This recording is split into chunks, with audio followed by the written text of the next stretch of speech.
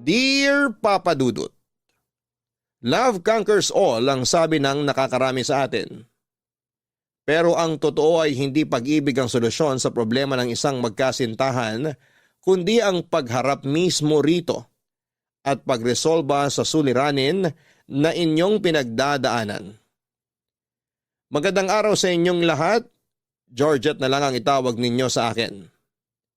Isa akong grade 2 teacher, Tubong Legazpi, Albay, na ngayon ay nakatira na sa Quezon City.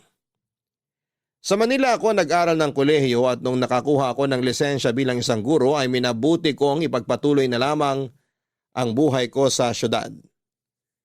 Nakapasok ako sa isang public school kung saan ay nagtuturo ako ng mga cute na grade 2 pupils. Panganay ako sa 4 na magkakapatid. Lahat naman kami ay nakapagtapos na sa kolehiyo. Kaya naman hindi na problema sa pamilya ko kahit na nakabukod na ako. Nakapagbibigay pa rin naman ako ng tulong sa mga magulang ko sa probinsya. Kahit papaano kaya naman nakakatulong pa rin ako sa kanila kahit nakatira na ako sa malayong lugar. Papadudot, kaya ko po mas piniling manatili na lamang sa Maynila ay dahil mas malaki at mas malawak ang oportunidad dito. Isa pa ay dito na rin ako nakabuo ng bagong buhay kasama ang mga kaibigang nakilala ko. Sa lugar na ito na rin ako nakahanap ng pag-ibig sa pamamagitan ng co-teacher ko na si Tati.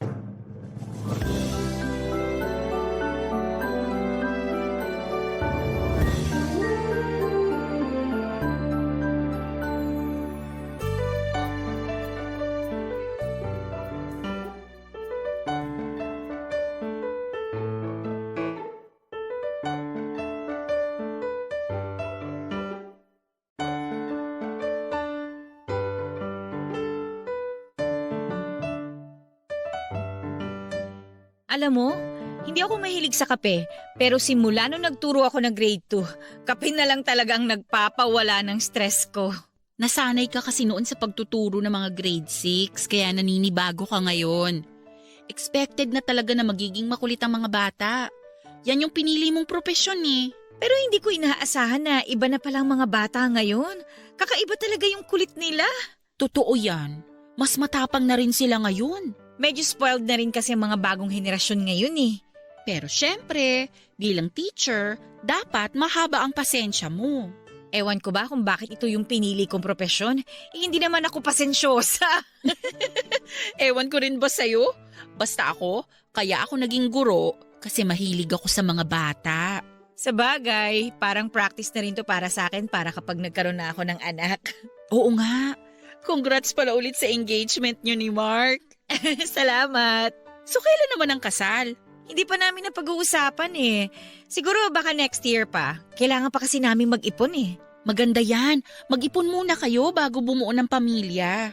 Eh ikaw naman, kailan mo planong magpakasal? Kasal agad? Wala pa nga akong boyfriend eh. Eh bakit naman kasi wala ka pang boyfriend? Eh wala naman kasing nanliligaw. Eh di ikaw manligaw. Alam mo, sa panahon ngayon, hindi na usong pag-aantay ng grasya. Dapat ikaw na mismong naghahanap. Ay nako, darating ang darating. Ginawa ko na yan dati. Pero ano nangyari? Mahirap ipilit ang pag-ibig na hindi para sa'yo.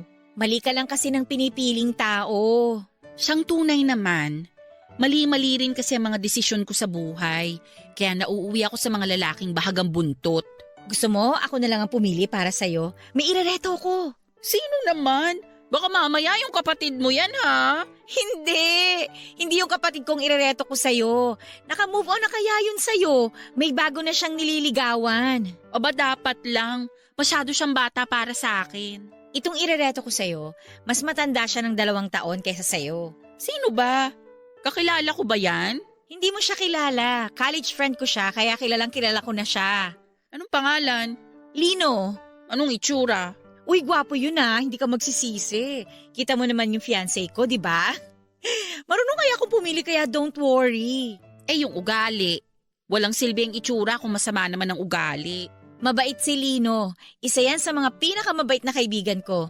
At saka bukod doon, matalino rin siya, responsable at mayaman. Too good to be true. Lahat ng ganyang lalaki may something eh. Kay Lino, wala. Nasa kanya na lahat. Girlfriend na nga lang ang kulang eh. Kung nasa kanya na ang lahat, bakit hanggang ngayon wala pa siyang girlfriend? Parang red flag yun para sa akin eh. Bakit magiging red flag yon kung hindi pa naman niya nahahanap yung taong para sa kanya? Oh, malay mo, ikaw na pala yun. Jesus! Ano, gusto mo try? Papakilala kita sa kanya. Pag-iisipan ko muna. Sige na, wala namang mawawala eh. Kung hindi kayo mag-click, edi maging magkaibigan na lang kayo, di ba? Okay din lang naman siyang maging kaibigan eh. O sige. Pwede naman. Subukan natin. Baka sakaling may mapala ako. G ka na mag-eyeball kayo? Basta safe, okay ako. Nice! Safe na safe to! Hindi naman kita ipapahamak, no? Naku, basta siguraduhin mo lang ah. Oo naman! Yee! Excited ako para sa inyo!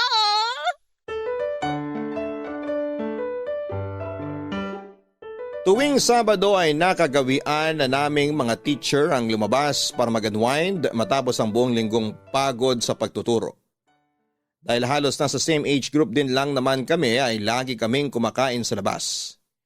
Minsan ay nanonood ng sine o di kaya'y namamasyal sa park at mall. Isang Sabado ay inanyayahan ni Tati si Lino ang lalaking gusto niyang ireto sa akin para sumama sa isang dinner. Nagulat ako dahil hindi niya ako inabisuhan na nung araw na yon na pala niya kami ipapakilala sa isa't isa. Hindi ko inaasahan ang itsura ni Lino. Malayo siya mula sa lalaking inimagine ko noong idinescribe sa akin ni Tati ang itsura nito. Mukhang mayaman ang lalaki, halata ito sa kung paano niya dalhin ang kanyang sarili. Puting polo, cargo shirts at sapatos lang ang suot niya ng gabing yon. Pero ang lakas makamayaman ang dating nito. Bigla tuloy ako na-intimidate dahil parang ang layo ng agwat ng estado naming dalawa. Bukod sa maayos na pananamit ay maganda rin ang physical features nito. Maganda ang katawan niya, makinis ang kutis, maayos ang buhok at maliwalas ang kanyang mukha. Nahiya nga ako dahil hindi ko alam kung papaano ko siya i-approach. Pero kahit na ganoon ay naging magaan naman kausap si Lino. Mabait siya, magalang at humble. Pagkatapos ng dinner namin ay inihatid niya kami ni Tati pauwi. Nauna naming ibinaba si Tati at noong papunta na kami sa bahay ko, ay doon namin mas kinilala ni Lino ang isa't isa. Kahit sasakayan mo na lang ako ihatid, nakakahiya eh. Sa kabilang direksyon pa naman ang uwi mo. Sobrang out of the way pa uwi sa inyo. Hindi, okay lang. Saka isa pa, sa akin ka ibinili ni Tati. Nagtiwala yun na makakauwi ka ng safe. Ano ka ba? Kaya ko naman ang sarili ko. Mas mapapanatag din ako na maihatid kita ng safe. Nakakahiya kasi. Pwede namang mag-commute na lang. Nagpumilit pa kasi si Tati eh. Naabala ka pa tuloy namin. Wala yun. Ako rin naman ang namilit na ihatid kayo eh. Salamat pala sa paghatid sa amin ah. Wala yun. Nabanggit pala sa akin ni Tati na college friends kayong dalawa. Oo, college friends nga kami. Pero paano naman kayo nagkakilala? Eduk siya tapos ikaw naman business. Magkaiba kayo ng kurso na kinuha. Mahabang kwento. Sabihin na lang natin na nagkakilala kami by chance. Ah, okay. Kayo, paano naman kayo naging magkaibigan ni Tati? Sa school. Pareho kaming grade 2 teacher kaya mabilis kaming naging close. Pareho din kasi kaming probinsya. Saan province mo? Albay, sa Legazpi. I see. Bakit mo naman naisipan dito mag-work? Dito kasi ako nag-aral. Dito na rin ako nagkaroon ng mga bagong kaibigan. Kaya naisip ko na dito ko na lang din ituloy ang buhay ko. Plano ko na rin namang bumukod sa amin eh. Mas malaki rin ang opportunity dito sa Maynila. Sa bagay, may point ka naman. Ikaw, may province ka rin ba? O dito ka na talaga lumaki? Born and raised na ako dito sa Manila. Yung mother ko, from Tugigaraw. Pero lumipat sila dito para sa job opportunity. Tapos dito na rin siya nakapag-asawa. Bale, marunong ka mag-Ilocano niyan. Actually, hindi. Never akong tinuruan ni mama eh. Nakakalungkot naman. Eh di sana multilingual ka na kung sakali kasi marunong ka sa Filipino, English, tapos Ilocano sana. Parang hindi ko rin naman kailangang matuto ng mag-Ilocano. Kasi hindi naman na kami nagpupunta sa Tugigaraw. Bakit hindi na? Wala na kaming pamilya dun eh. Parang isang beses lang ako nakabisita doon nung buhay pa yung lola ko. Pero matagal na yun. 5 years old pa lang ako. As in, hindi na kayo bumalik dun ever? Hindi na. Simula nung namatay si mama, parang nawala na rin yung part na yun sa buhay namin. Sorry, hindi ko alam na wala na pala mama mo. Okay lang. Matagal na rin naman yun. Okay lang din bang magtanong kung anong ikinamatay niya? Suicide. Oh my gosh! I'm sorry. Hindi ko maisip kung gaano kasakit yun para sa'yo. Sobra. Sobrang sakit nun para sa akin. Lalo na simula nung nawala si mama, nagbago ang lahat. Pasensya ka na kung na-open ko yung topic na yun. I'm sure mabigat na usapin yun para sa'yo. Actually, pilit ko na kinakalimutan yung part na yun ng buhay ko. Mahirap eh. Kalimutan na lang natin yung tinanong ko sa'yo. Pasensya ka na ha. Okay lang. Pwede ka na palang kumaliwa sa sunod na kanto. Shortcut yan papunta sa bahay. Saan? Itong kanto na to? Oo yan. Tapos diretso lang tapos kaliwa ulit.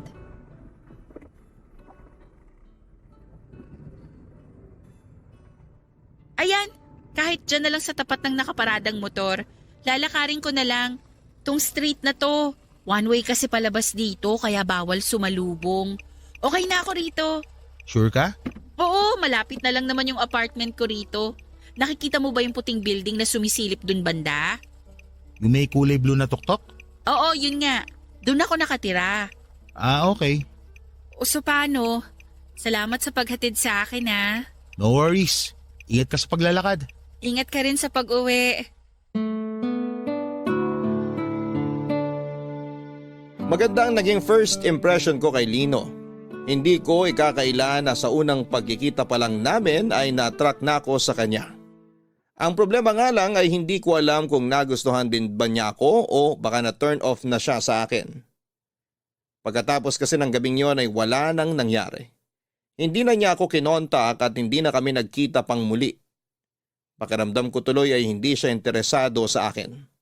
Okay lang naman yon para sa akin kung sakali pero nakakababa pa rin ang confidence na hindi ako nagustuhan pabalik ng lalaking inireto sa akin. To be fair, expected ko naman na maaring mataas ang standards ni Lino dahil may karapatan naman siyang maging choosy. Kaya naman pagsapit ng Lunes nang tanungin ako ni Tati kung ano ang update sa pagitan namin ni Lino, ay wala akong ibang nasabi kung hindi kami para sa isa't isa. Isa lang akong hamak na teacher na hindi gaanong kataasan ang sinasahod samantalang si Lino ay galing sa mayamang pamilya. Hindi ko siya kayang sabayan. Nasa langit siya samantalang nasa lupa lamang ako. Hindi na ako umaasa at nagpatuloy na lamang ako sa buhay ko sa mga sumunod na araw. Hanggang sa hindi ko inaasahan ay bigla akong nakatanggap ng friend request. Sa Facebook galing ito kay Lino Papadudut. Nung nakita ko ang pangalan niya ay napatalon ang puso ko sa sobrang kilig. Agad kong inaccept ang friend request at inistalk ang Facebook account ni Lino. Bagong gawa lamang ito at maliban sa profile picture ay wala nang ibang laman ang timeline niya. Ang paliwanag sa akin ni Lino ay natagalan daw siyang mag-reach out sa akin matapos ang unang pagkikita namin dahil noon lang daw siya nagkaroon ng time na gumawa ng Facebook account para makontak ako. Hindi raw niya nahingi ang contact number ko at nahihiya naman siyang kunin ito mula kay Tati. Kaya gumawa siya ng sariling Facebook account para mag-message sa akin. Matagal na raw kasing hindi gumagamit ng social media si Lino. Actually ay napansin ko na. Noong unang kita pa lang namin na wala ngang social media si Lino dahil sinubukan ko siyang hanapin online pagkatapos niya akong ihatid sa bahay. Noong tanungin ko kung bakit wala siyang social media, ayon sa kanya ay masyado raw itong toxic para sa mental health niya. Kaya naisip niyang umiwas mula rito. Mas peaceful daw na walang nang bubulabog sa peace of mind niya. Kaya naman dinilit na lamang niya ang lahat ng account niya. Labis ang tuwang nararamdaman ko nung muli kaming nagkausap ni Lino sa Facebook. Kahit papaano, nalaman ko Papadudot na interesado rin pala siya sa akin. Ilang linggo kaming nag-usap sa chat bago niya ako inaya ulit na magkita. Sa pagkakataong yon ay kaming dalawa na lamang at wala na kaming ibang kasama.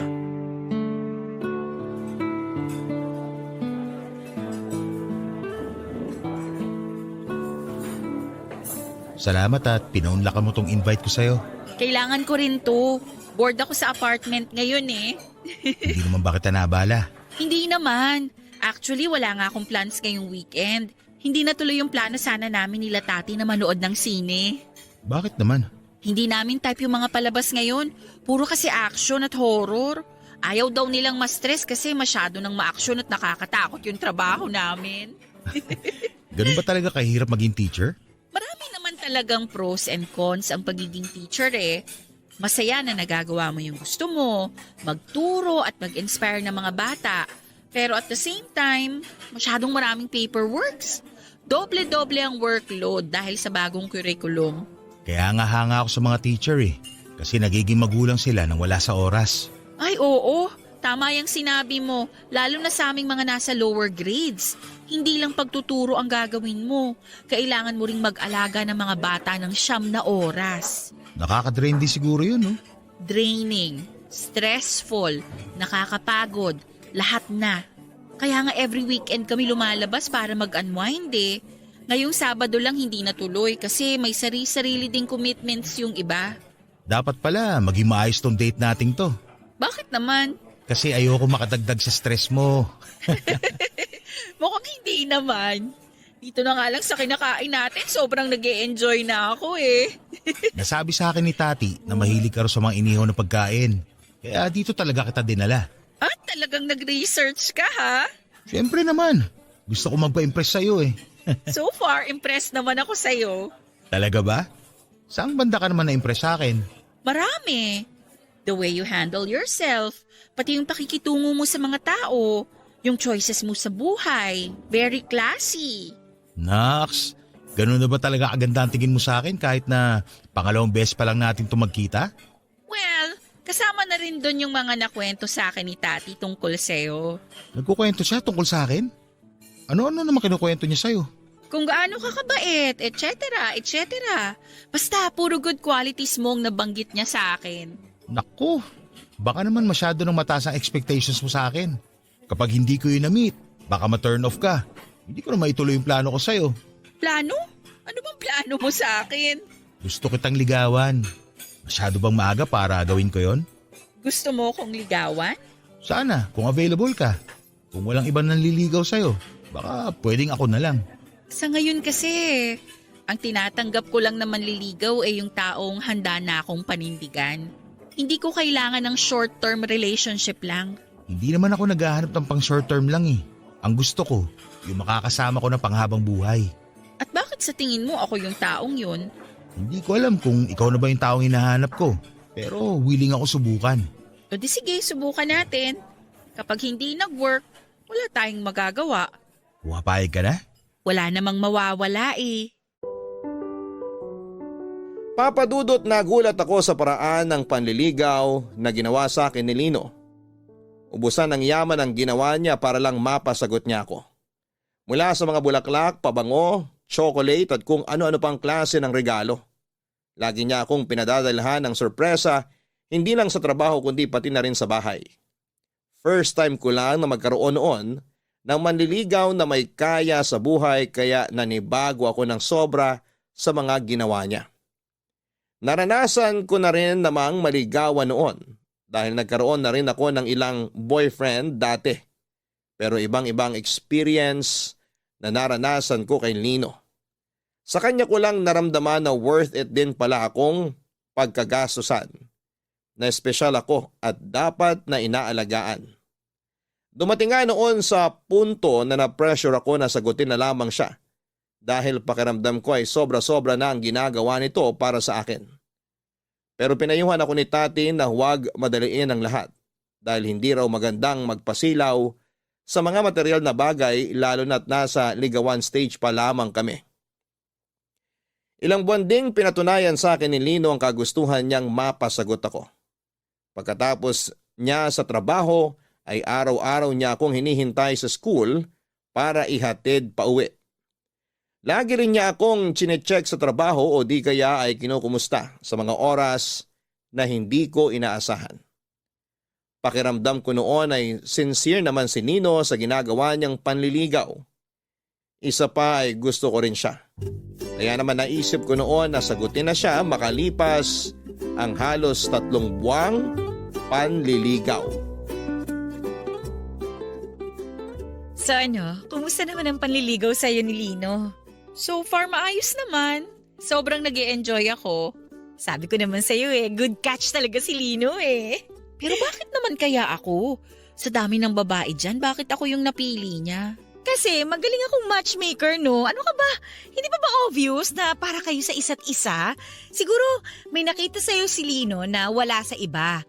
Ang pag-ibig naman, usually wala yung dahilan Bigla na lang titibok yung puso mo para sa isang tao. Yun ang patunay na kayo ang para sa isa't isa. Ganun ba yun? Oo naman, ganun talaga yun. Kaya huwag ka na maghanap ng dahilan, ano? O so ano, kailan mo naman planong sagutin si Lino? Di ko alam. Kapag sure na siguro ako sa kanya. At bakit naman hindi ka pa sure? Ano ka ba? Di ko rin alam Ano ba yan? Lahat na lang hindi mo alam. So ano na lang yung alam mo? Basta ang alam ko, mabait si Lino. Sincere siya sa ginagawa niyang panliligaw sa akin. Pero Pero ano? Pero parang too good to be true kasi. Para siyang mga leading man sa drama na sobrang perpekto. Hindi ko siya makitaan ng butas. Parang walang mali sa pagkatao niya. At bakit mo naman kasi siya hinahanapan ng butas o ng mali? Ano ka ba? Kasi ayokong mabuhay sa pantasya na perfect guy yung dinidate kong lalaki. Wala naman ganun. Walang perpekto sa mundo. Mas gusto ko yung natural na tao lang. Nagkakamali rin, nakakagawa rin ng kasalanan. Yung ganong tipo. Siyempre yung perfect life ang ipapakita sa'yo ni Lino kasi nanliligaw yung tao Dapat best foot forward lagi. Alam nga naman pakitaan kanya ng hindi maganda. Di hindi mo na siya sinagot pag nagkataon. Di naman ako ganong tao Malawak naman ang pangunawa ko. Ayoko lang na may itinatago pala siya sa aking ugali tapos kapag naging kami na, saka na lang lalabas yung totoong kulay niya. Wala yung tinatago. Maniwala ka sa akin kasi matagal ko na siyang kaibigan. Wala siyang sabit, wala siyang criminal record, walang cheating history, walang bagsak sa klase. May daddy issues ng slight pero tolerable naman yun. Daddy issues? Anong ibig mong sabihin? It's not my story to tell pero trust me, hindi yun makakaapekto sa pagsasama niyong dalawa.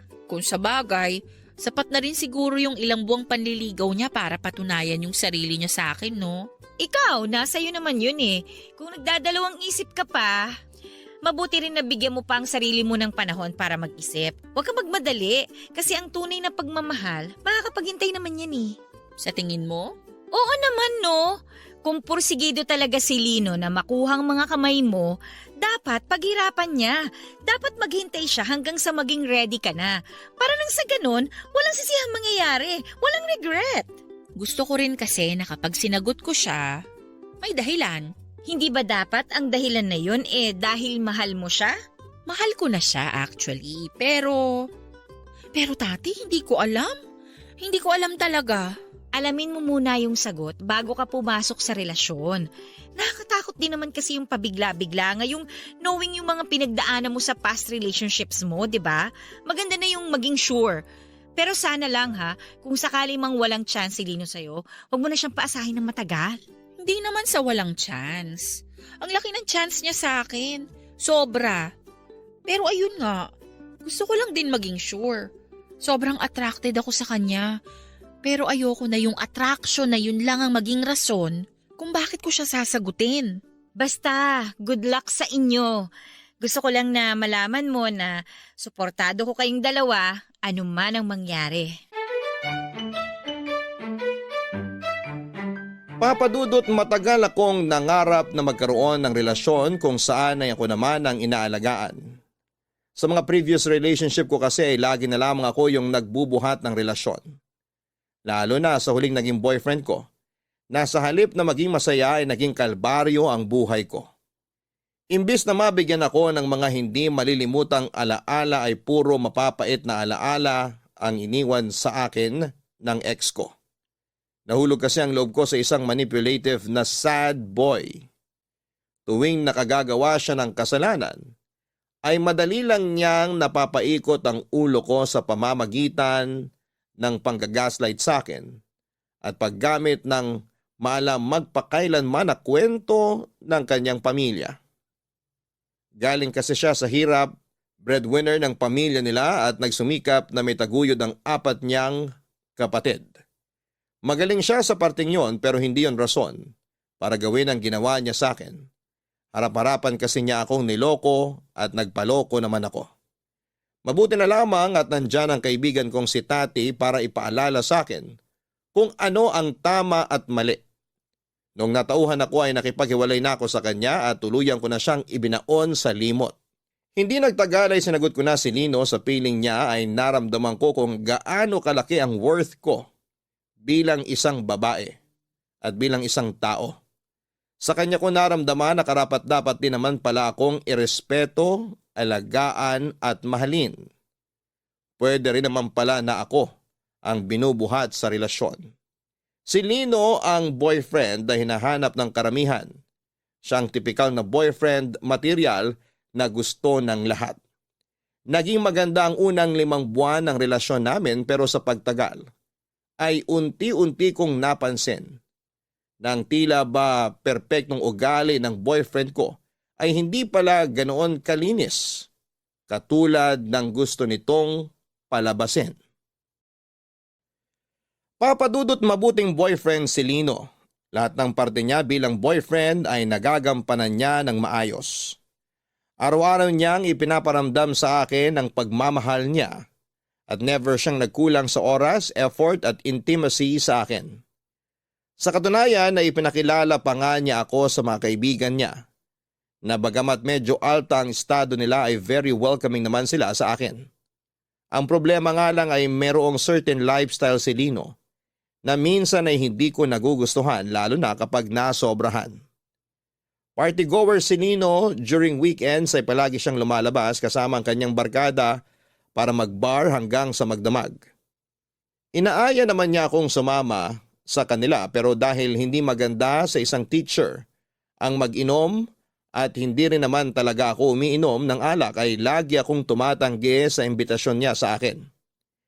Hindi naman po ako mahigpit bilang girlfriend. Sa katunayan, okay lang sa akin na nakikipag-inuman siya tuwing Sabado at Linggo dahil deserve din naman niyang magpahinga matapos ang nakakapagod na trabaho. Panatag ang loob ko na payagan si Lino na lumabas dahil mapagkakatiwalaan naman ang mga kaibigan nito.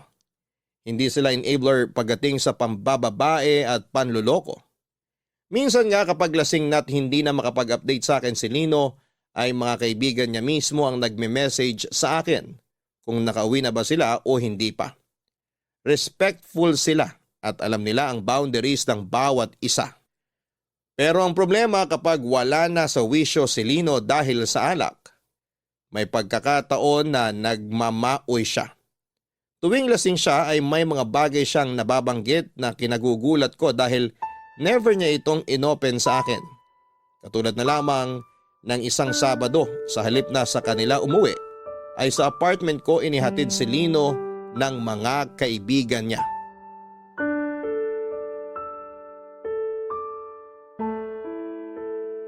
Lino! Lino, gumising ka muna dyan. Uminom ka ng tubig. Ha? Sige na. Kailangan mong ma-hydrate para mabilis ma-flush yung alak sa dugo mo. Georgette, anong ginagawa mo rito? Ikaw dapat ang tinatanong ko niyan. Nandito ka sa apartment ko ngayon. Dito ka dinala ng mga kaibigan mo. Ha? Akala ko nasa bahay ako. Wala ka sa bahay nyo. Nandito ka sa apartment ko. O heto, inumin mo muna yung tubig.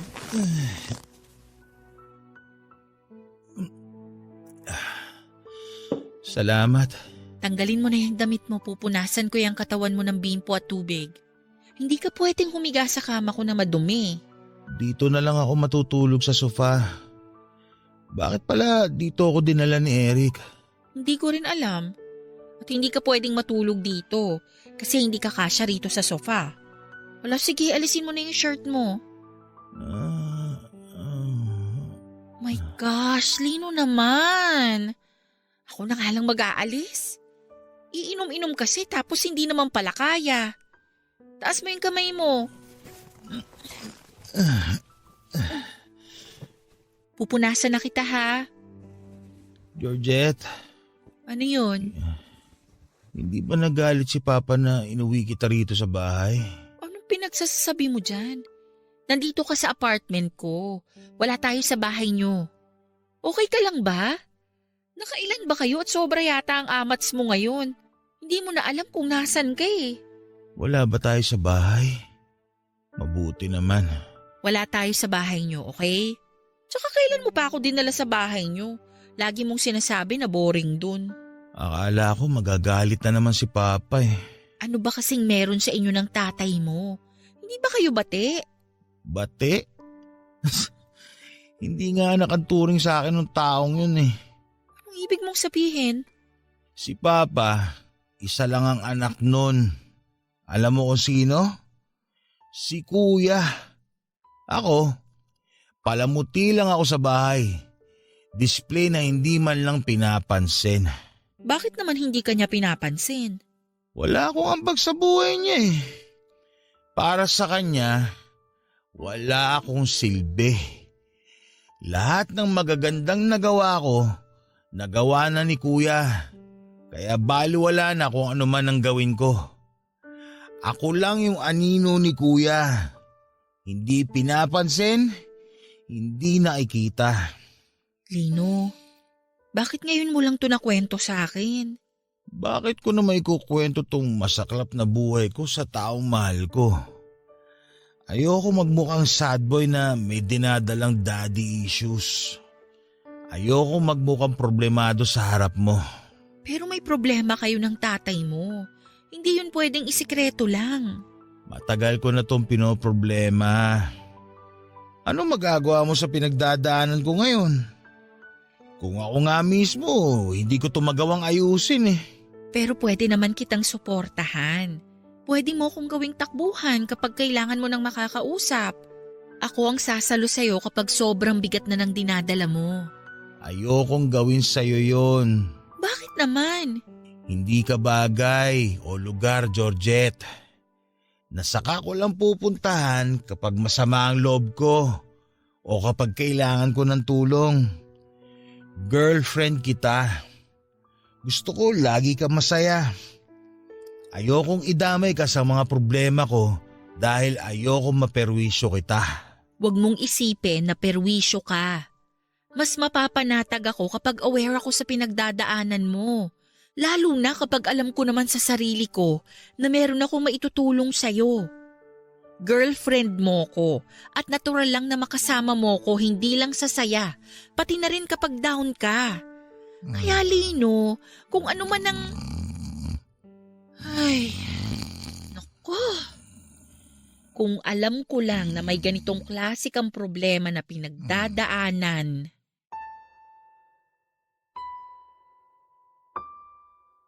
Noong ko lang narinig mula sa boyfriend ko ang bagay na yon, Papa Dudut. First time ko lang kasing makita ang vulnerable side ni Lino. Hanggat maaari kasi, ayaw niyang nagpapakita siya sa akin ng kahinaan. Ayaw niyang nakikita ko siya na malungkot at napanghihinaan ng loob. Gusto kasi niya na laging ipakita sa akin na kaya niya akong protektahan sa lahat at natatakot siya na kapag nalaman ko ang kahinaan niya ay baka magbago raw ang pagtingin ko sa kanya. Halos kalahating taon na kaming magkasintahan noong nalaman ko ang tungkol sa family issues na pinagdadaanan ni Lino. Hindi rin kasi siya masyado nagkwekwento sa akin tungkol sa mga problema ng pamilya niya kaya naman nagulat ako. At sa parehong pagkakataon ay nakaramdam ako ng awa para sa kanya. Kailanman ay hindi ko naranasan ang magkaroon ng pabayang magulang. Dahil simula pagkabata hanggang sa ngayon, ay ramdam na ramdam ko ang pagmamahal at pagsuporta sa akin ng mga magulang ko. Noong gabi ding yun ay nag-gets ko na kung bakit sa halip na sa bahay nila ay sa akin inuuwi si Lino ng mga kaibigan niya. Mas magandang sa akin na muna siya umuwi habang lasing ito dahil baka mas lalo lang lumala ang problema nila ng kanyang ama kapag doon pa siya umuwi. Kinaumagahan noong nahimasmasan ay walang maalala si Lino sa mga nangyari o napag-usapan namin noong gabi. Ni hindi niya alam na sa akin siya umuwi Gusto ko man siyang tanungin tungkol sa mga problemang isinare niya sa akin ay ayoko namang manghimasok sa buhay niya. Kaya hinantay ko na lamang siyang mismo ang mag-open on sa akin. Sa halip ay si Tati na ang pinagtanungan ko tungkol sa nakaraan ni Lino. Tati, may tanong ako sa'yo. Ano yun? Kapag may nalaman kang meron palang malaking sikreto na tinatago sa'yo yung boyfriend mo, anong magiging reaksyon mo? Depende kung anong klaseng sikreto yun. Kung may iba siyang babae, syempre magagalit ako, no? Kung nalaman kong bakla pala siya, magugulat ako. Kung ang sikreto naman niya may malubha siyang sakit, dadamayan ko siya.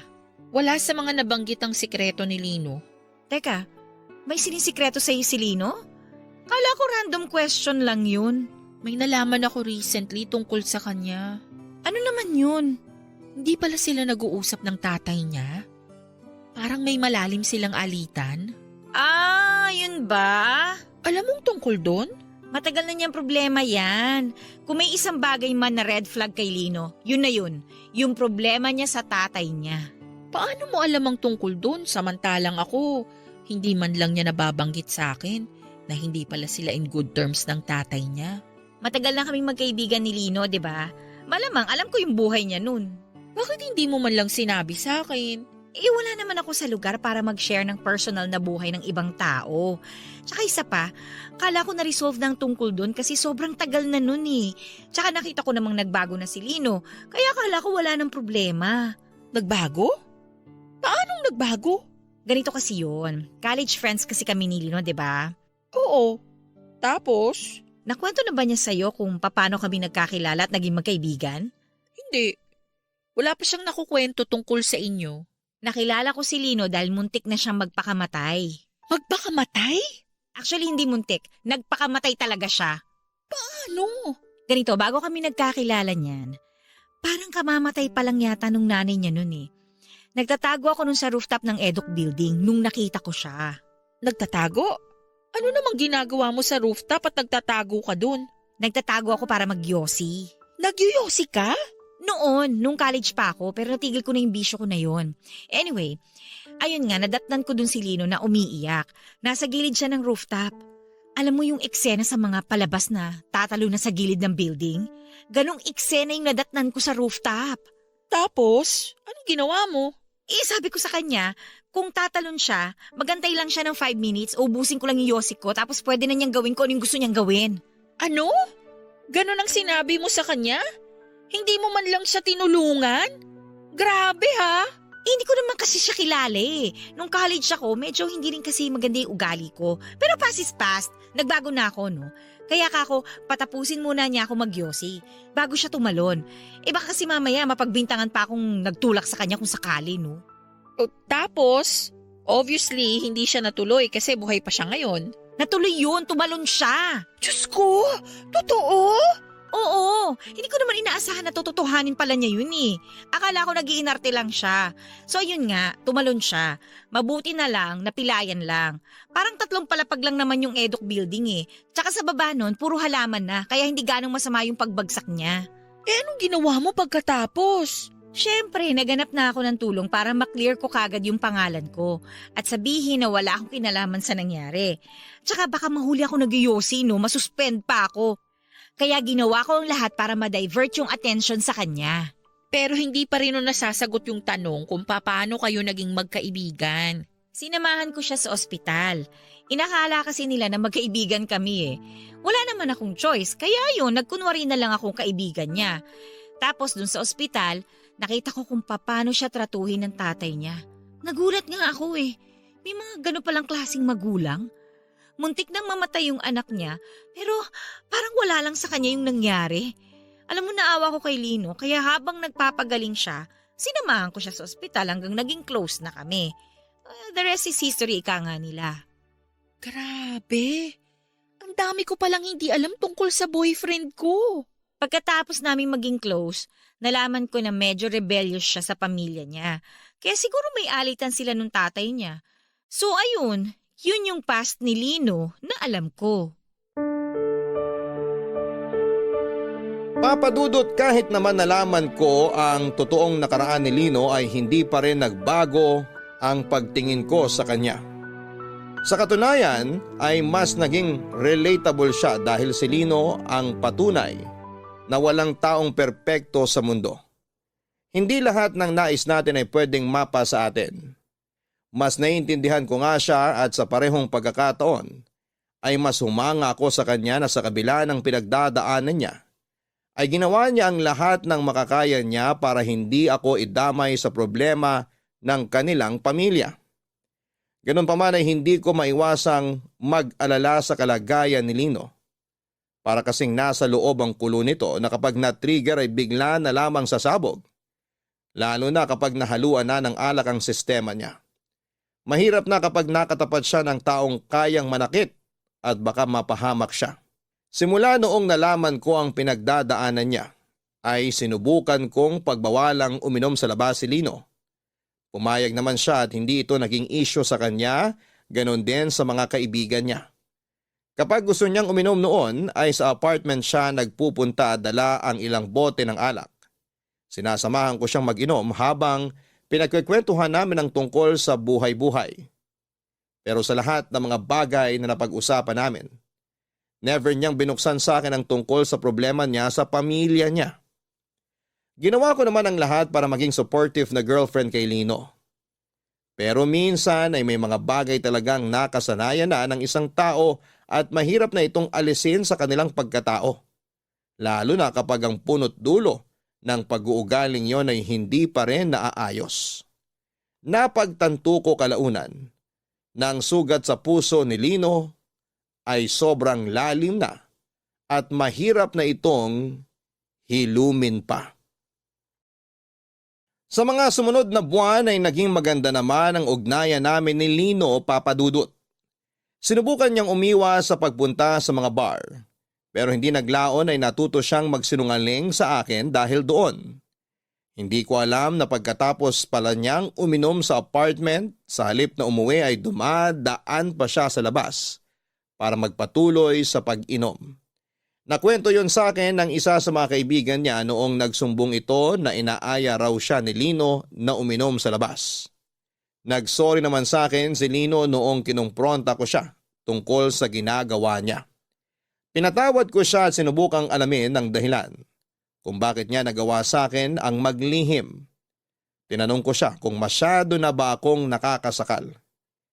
Hindi ang naging sagot niya.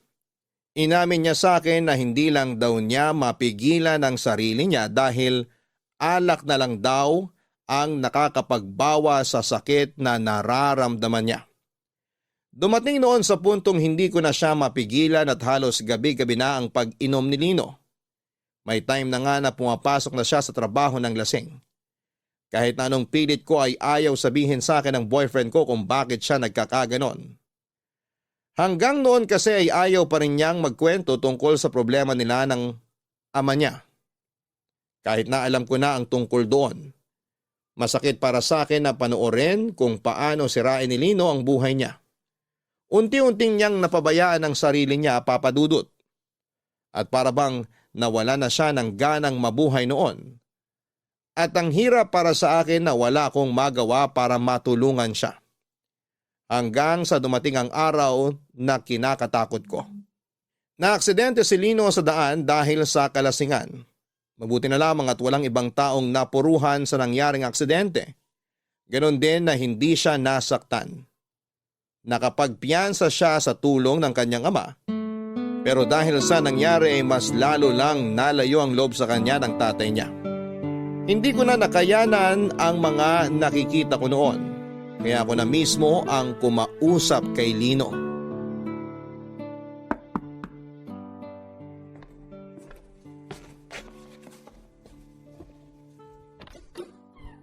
Surprise! Lino?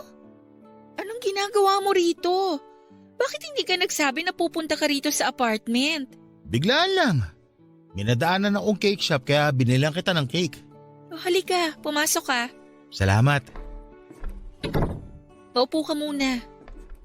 Para saan naman yung cake? Wala lang. Gusto ko lang mag-celebrate.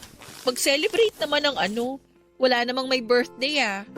Tapos na ang monthsary natin. Anong isi-celebrate natin? I-celebrate natin kung ano meron tayo ngayon. Ikaw, gusto kita i-celebrate. Itong relasyon natin. Itong pagsasama natin. Sandali nga. Ano yung nasa balikat mo? Wala to. Patingin? Sugat yan ah. Saan mo nakuha yan? Huwag mo na itong isipin. Gasgas lang to. Lino, sabihin mo ang totoo. Nag-away na naman ba kayo ng tatay mo? Kaya ka nandito ngayon sa apartment ng ganitong oras? Wala namang araw na hindi kami nag-aaway. Ay, hindi nyo na ba talaga maaayos yung problema ninyo? Maayos ang alin. Yung tingin niya sa akin na parang basura lang? O yung fact na si Kuya lang ang tinuturing niyang anak sa aming dalawa? Lahat.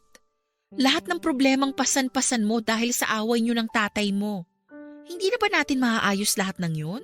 Georgette, wala sa akin ang problema. Kung wala sa'yo, bakit ikaw yung nagkakaganito? Bakit ikaw yung sobrang apektado? Nakikita mo ba ang sarili mo ngayon? Yang suot mo ngayon, suot mo pa yan kahapon. Nakausap ko kuya mo, ilang araw ka na raw hindi umuwi sa bahay nyo. Nag-uusap kayo ni Kuya? Kinontak niya ako dahil nag-aalala siya sa'yo. Tignan mo nga naman. Sobrang uliran talaga ng kapatid kong yun. Kaya mahal na mahal siya ni Papa eh. Alam mo ba? Nung bata-bata pa kami, ginagaya ko yung kapatid kong yun. Mula sa pananamit, sa pananalita, sa lahat ng bagay na ginagawa niya.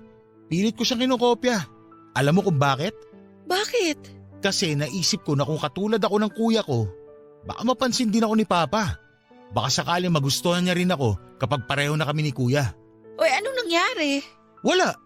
Mas ako pa'y napasama. Mas lumala ang lahat kasi lumalabas na parang pinaglalaroan ko lang sila. Anong ginawa mo pagkatapos? Anong ginawa ko? Naging kabaligtaran ako ni Kuya. Kung siya'y mabuti, ako yung naging masama. Siya yung maunawain, magalang, perpekto. Ako naman yung naging pabaya, bastos, naging rebelde ako. Naisip ko na baka sakali magpakita man lang si Papa ng emosyon sa akin kapag ipinahama ko ang sarili ko. Na maiparamdam niya sa akin ang pagmamahal niya kapag nalagay ako sa panganib. Kaya mo nagawang tumalon sa building noong college ka pa? Paano mo nalaman yun? Nakwento sa akin ni Tati. Lino, ilang taon na ang lumipas. Ilang taon ka nang nagre-rebelde sa tatay mo pero may nagbago ba? Wala naman, di ba? Kaya bakit patuloy mo pa ring sinisira ang buhay mo para lang sa kanya? Dahil nasanay na ako sa ganong buhay. Simula noon hanggang ngayon, wala na akong ibang ginawa kundi ang kunin ng atensyon ni Papa. Yun na naging buhay ko, Georgette. Sinubukan ko naman magbago eh. Ginawa ko naman yung best ko, pero tuwing nakikita ko si Papa, bumabalik ako sa dati. Gusto ko lang naman i-acknowledge niya ako eh. Gusto ko lang naman ituring niya din akong anak. Mahirap ba yun? Naiintindihan kita. Hindi mo ako naiintindihan. Wala ka naiintindihan sa sitwasyon ko ngayon dahil lumaki ka sa pamilyang perpekto.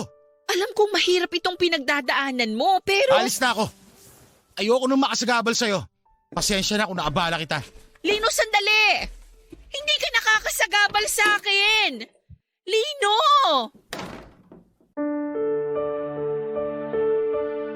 Papa Dudut, empath akong tao. Ibig sabihin ay madali ko lang na-absorb ang mga nangyayari sa paligid ko. Kapag malungkot ang taong kasama ko ay nalulungkot din ako. Kapag galit ito ay nasisira din ang mood ko. Kaya naman sa pagiging rebelde ni Lino sa kanyang tatay ay nadadamay ako. Minsan sa halip na pumasok ako sa eskwelahan, na maganda ang mood ay laging mabigat ang loob ko dahil alam kong hindi okay si Lino. Sobrang apektado ako sa mga problemang pasan-pasan niya. Sa puntong kasama na rin niya akong pumapasa ng mga ito. Okay lang naman sana sa akin yon. Gusto ko siyang samahan sa mga problema niya. Pero ang mahirap sa ginagawa niya ay hindi niya hinaharap ang problemang yon. Kaya tuloy hindi namin nalulutas ang mga pagsubok na pinagdadaanan ni Lino. Dahil lagi niya itong tinatakbuhan. Ayaw niya akong tumulong dahil ayaw niyang idamay ako kahit na hindi niya alam na nadadamay na ako nang hindi sinasadya sa alitan nilang mag-ama. May pagkakataon noon na bigla-bigla na lamang akong tinatawagan ng mga kaibigan ni Lino sa bar dahil nagwawala raw ito. May oras din na sa sobrang kalasingan ay ako na ang sumusundo sa kanya ng madaling araw dahil hindi na siya nakikinig sa mga kaibigan niya. Unti-unti ay napagod na ako sa ganong buhay namin ni Lino. Napagtanto ko noon na ako naman pala ang nagbubuhat ng relasyon namin katulad ng mga nakaraang relasyon na pinasok ko. Nagpatuloy ang pag-iinom-inom ni Lino kahit na pinagbabawalan ko siya. Hindi na siya nakikinig sa akin noon. Nakiusap nga ako sa mga kaibigan niya na huwag na lamang muna siyang samahan o isama sa mga galaan pero kahit ganoon ay matigas pa rin ang ulo ni Lino. Kahit mag-isa ay lumalabas siya. Konti na lang talaga at malapit na akong mag-give up noon sa kanya. Hanggang sa ang pangunawa ko para kay Lino ay tuluyan ang nawala noong isang gabi. Nabigla na lamang siyang umuwi sa apartment ko na lasing na lasing.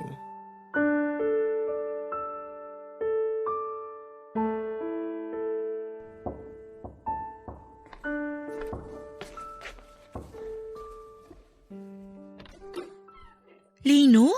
Georgette! Teka. Ah, Hoy! Okay ka lang? okay lang ako. Lasing ka na naman ba?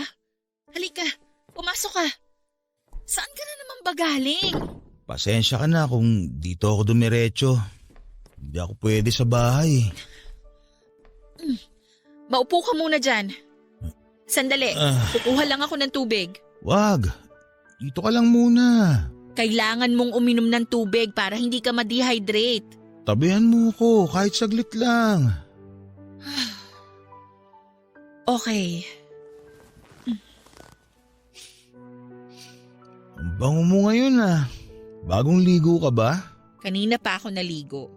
Matutulog na sana ako. Hindi ko alam na lumabas ka na naman pala. Di ka man lang nagpaalam sa akin? Sumaglit lang ako sa dating tambayan namin. Sinong kasama mo? Ako lang mag-isa. Pinagbawalan mo sina Eric na samahan akong uminom eh. Kaya nag-solo flight na lang ako. Kasi ayokong uminom ka. Hanggat maaari ayokong naglalasing ka. Lalo na't hindi mo kayang disiplinahin yung sarili mo. Okay lang yun. Kahit pagbawalan mo mga kaibigan ko, okay lang. Kaya ko naman kahit mag-isa eh. Sanay na ako mag-isa. Kaya ko mag-inom kahit walang kasama. Bakit ka na naman napainom ng wala sa oras? Kailangan ko pa bang sagutin yan? Sa tingin ko, alam mo na yung sagot eh. Dahil na naman ba sa tatay mo? Sino pa nga ba? Ano na naman bang nangyari sa inyo? Wala. Yun yung point. Walang nangyayari sa amin. Nakatira kami sa iisang bahay pero wala man lang siyang pake kahit ilang araw na ako hindi umuwi. Wala man lang siya pake kahit sa kalsada o matulog dahil sa kalasingan. Yun ang problema, Georgette. Walang nangyayari sa aming dalawa. Dito ka na lang muna magpalipas ng gabi hanggang sa mawala yung tama mo. Magbihis ka na. Gamitin mo yung naiwan mong damit dito nung nakaraan. Nalabahan ko na yon. Dali, huwag ka munang umalis. Dito ka lang sa tabi ko. Lino, gabi na. Payakap lang. Ano ba? Lino, may pasok ako bukas. Please, pagbigyan mo na ako. Sa susunod na lang. Wala ako sa wisyo. Lino naman, tumigil ka na.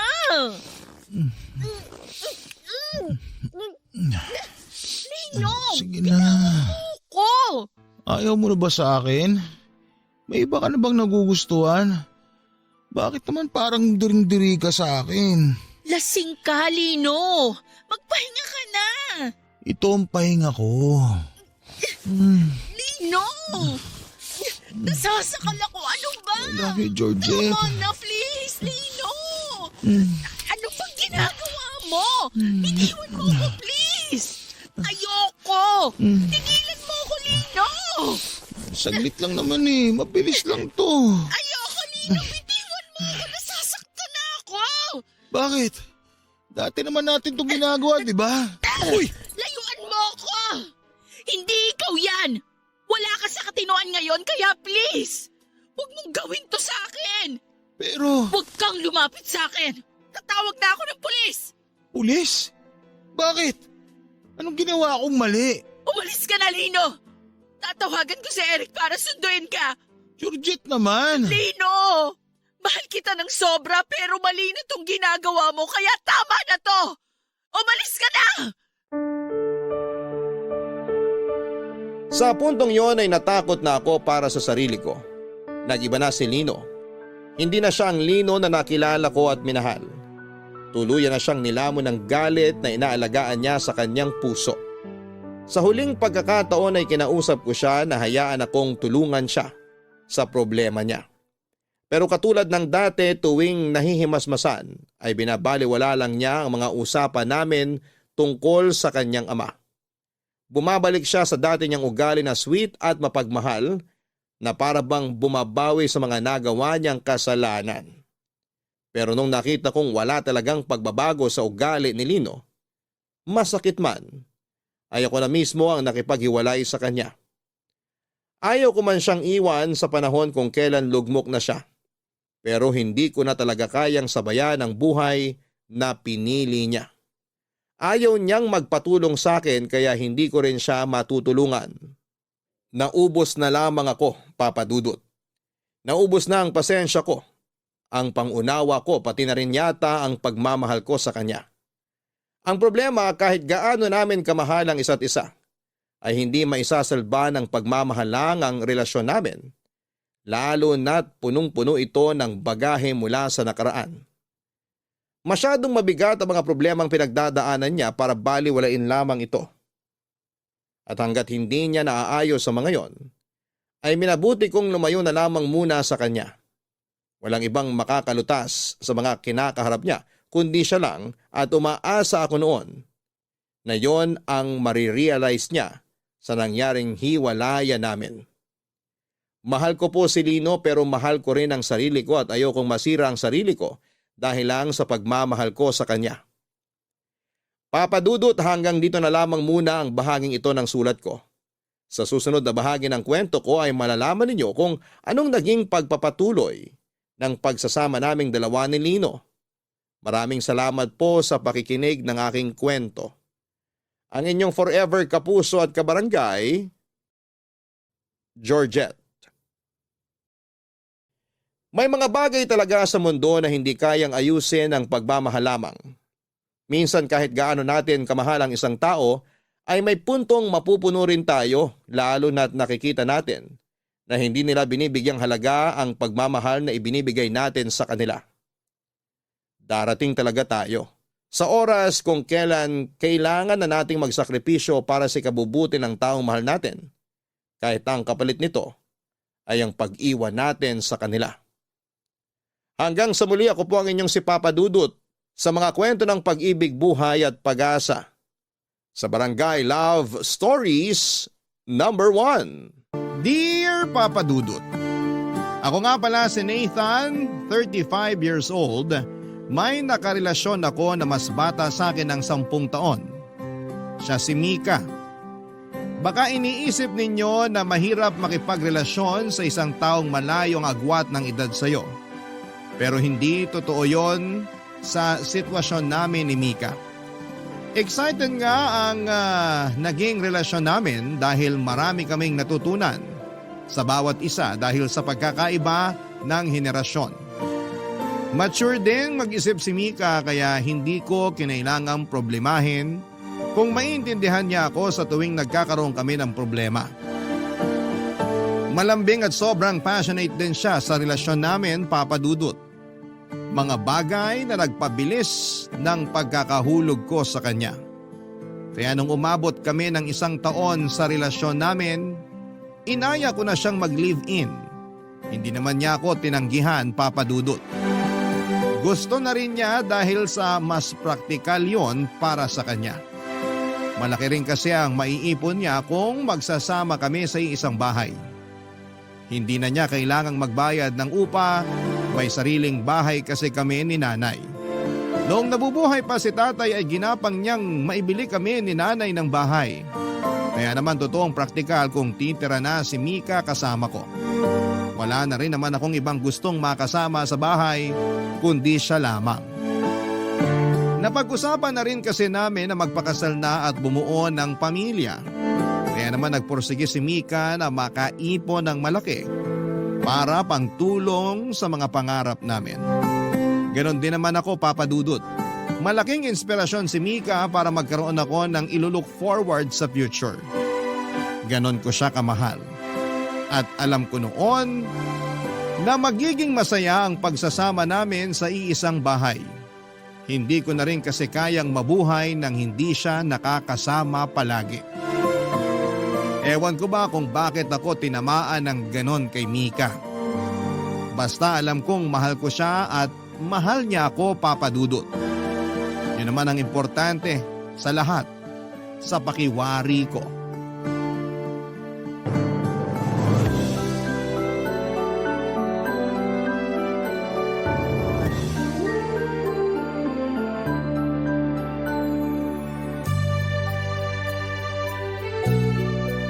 Ikaw, kanina mo pa tinitingnan ang mga nunal ko sa batok ha. Hindi yan mawawala. Nandyan na yan forever. Binibilang ko lang. Baka kasi may tumakas. Bakit naman tatakas? Saan ang punta? Baka sa ex mo. Ewan ko. Di ko naman nababasa ang isip ng mga nunal mo. Pinagbawalan ko na silang bumalik sa ex ko. Toxic dun. Stressed madalas ang mga nunal ko kapag nakikita ang ex ko. Kapag masasalubong natin ang ex mo, magsuot ka ng scarf sa leeg mo ha. Para hindi nila makita ang ex mo. Baka mamaya mag-relapse sila tapos pilitin kang bumalik dun. Tapos iiwan mo ako. Alam mo, hindi ko na alam kung nagbibiro ka pa o seryoso na yung iniisip mong magre-relapse ang mga nunal ko. Mahal lang kasi talaga kita. At mahal din kita. Yung mga nunal mo, natanong mo na ba kung mahal din nila ako? Hindi kami nakakapag-usap lately. Busy sila sa pagdikit sa bato ko. Pero nafe-feel ko namang mahal ka rin nila. Bigyan mo lang sila ng time. Yan ang gusto ko sa'yo eh. Patol ka sa mga kalokohang sinasabi ko. Heto na naman siya. In love na naman po sa akin. Masisisi mo ba ako? Ang sarap mo kayang mahalin. Alam mo kung ano pa yung mas masarap? Teka, parang gusto ko yung pupuntahan niya na. Ano ba? Ano ba yung mas masarap pa? Halika, dikit ka sa akin para maibulong ko sa'yo. Exciting! Naitana, anak! Ay, pasensya na kung pumasok ako agad sa kwarto nyo. Ihahatid ko lang tong nilabhan kong damit nyo. Salamat, Nay. Sa susunod po, iwan niyo na lang sa labas ng pintuan ng kwarto namin. Ako na lang ang kukuha para hindi na kayo pumasok. Baka kasi daanan ng ipis. Bihira pa naman kayong lumabas ng kwarto nyo. O kaya, kahit iwan niyo na lang sa sofa. Hindi naman natin madalas ginagamit yung sofa. Itambak niyo na lang po ron. Kukunin ko pagbababa ako. Kakatok na lang ako sa susunod para hindi na tayo magkagulatan. Naisama niyo po bang laban yung medyas ko na pink? Oo, Mika.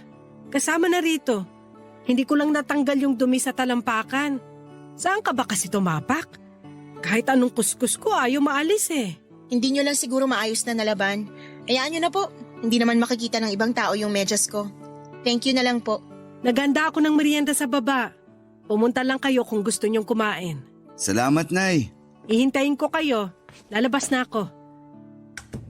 Pakisara mo ng maigi yung pintuan para hindi na naman pumasok ng walang pasabi ang nanay mo. Sira kasi yung doorknob ng kwarto. Ipapagawa ko na lang bukas. Dapat ma-realize ng nanay mo na mali yung papasok ka na lang bigla sa kwarto ng isang tao nang hindi man lang kumakatok. Ganyan na kasi ang ginagawa ni nanay dati pa kapag nag-aatid ng labada sa akin. O kaya kapag may kailangan. 60 years old na kasi si nanay. Kung ano yung nakasanayan niyang ginagawa, mahirap nang baliin. Intindihin na lang natin. Paano kapag maabutan niya tayo nakahubad? Ano na lang ang mukhang ihaharap ko sa kanya tuwing mag-aalmusal? Hayaan mo, ipapagawa ko na yung saraduan ng pintuan. Mas magandang kausapin mong nanay mo. Hindi tamang ginagawa niya. Nakakairita kasi yung ganyan. Walang respeto sa privacy ng tao. Huwag nang masira ang mood mo. O sige, kakausapin ko mamaya si nanay. Pero wag mo sasabihin na ako nag-utos sa'yo ha. Baka mas lalo niya akong kainisan. Ha? Hindi naman naiinis sa'yo si nanay. Mabait siya. Ramdam ko kaya na ayaw niya sa akin. Malakas ang kutob ko. Hindi lang kasi kayo masyadong nag-uusap. Lagi kasi tayong nakakulong dito sa kwarto. Advantage ng work from home. Kung pwede nga lang na wag ka nang ilabas sa kwarto na to para magyakapan na lang tayo minu-minuto. Gusto ko yan. Ituloy na natin yung nabitin kanina. Nakakainis kasi yung nanay mo. Nabitin tuloy tayo. Papa Dudut, 20 years old ako noong namatay ang tatay ko. Bago niya kami iniwan, sinigurado niyang magiging komportable ang buhay namin ni nanay. Bukod sa bahay ay iniwanan din niya kami ng sapat na halaga para matustusan ang mga pangangailangan namin hanggang sa makahanap ako ng trabaho. Ako na ang nagpatuloy ng obligasyon kay nanay mula nung nagkatrabaho ako sa call center noong 22 years old ako. Kami na talaga ni nanay ang nagkasama hanggang lumagpas na ako ng 30. May mga naipon na rin ako para sa nanay ko para kung sakaling makapag-asawa na ako ay meron siyang sariling pera. Mabait ang nanay ko, Papa Dudut. Bihira lamang kaming magkaroon ng alitan. Dala lang ng pagkakaiba ng edad madalas ang pinagmumula ng away namin. Pero mabilis lang na hindi naman aayos. Noong nalaman niyang sa bahay natitira si Mika ay hindi siya nakaimik. Pero hindi rin naman niya kinontra. Madalas kasing maglihim ng nararamdaman o opinyon si nanay. Tahimik at hindi pala salita si nanay. Maswerte nga akong hindi ako nagkaroon ng nanay na bungangera. Hindi ako nilapitan para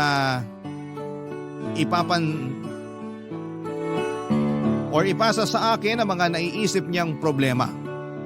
Kaya hindi ako bumukod kahit nung nagkaroon ako ng trabaho. Bukod sa mas praktikal, kailangan ko rin si nanay sa buhay ko. Lahat ng gawaing bahay ay siya ang umaasikaso. Kahit ilang beses ko siyang sinabihan na kumuha na lamang kami ng kasambahay para hindi na siya mahirapan. Hindi rin siya nakinig, Papa Dudut. Gusto niyang laging gumagalaw para daw hindi masanay ang buto niyang nakapirmi lang sa isang pwesto hanggang sa maging marupok na yon. Hinayaan ko na lamang siya. Alam kong yun din ang paraan niya para ipakitang mahal niya ako, Papa Dudut.